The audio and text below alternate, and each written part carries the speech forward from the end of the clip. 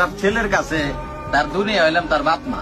সেই বাপ মা যখন তার সাথে খারাপ ব্যবহার করে, যে সারাদিন কি করলি, একটা টাকা আনস না, আর কতদিন এমনি পয়সা পয়সা খাবি, এই কথাটি শুই না যে ছেলে ভাতের থালাম হাতে দিয়ে কান্না করছে, ওরে যায় জিজ্ঞাসা যে এই মুহূর্তটা কিরকম বা কষ্টটা কিরকম। এই প্রেম ভালোবাসার কষ্ট সবকিছু ফেল এই কষ্টের কাছে। কারণ হলে যখন তোমার মা 10 মাস 10 দিন তোমার যখন পেটে ধরছে, এই মা তোমার পাইলা পয়সা বড় করছে, এই মা যখন তোমার কইব যে কি কামাই করলি বা আমাগুলো কি করা পারছ, কি দিয়া পারলি, তখন তুমি বুঝছো যে ভিতরে কিরকম লাগে।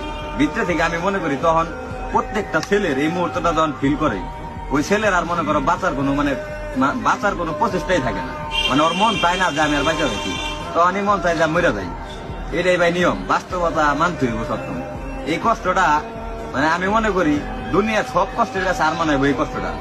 বাপ মা মনে করো এমন একটা জিনিস, না কিছু কম যায় না শোন যায়। মায়ের পায়ের নিচে সন্তানের বেশ, মায়ের কি কম, আর বাপ তো মনে করো পৃথিবী এত কষ্ট করে বড় করছে, এই বাপটাই বা কি করবো।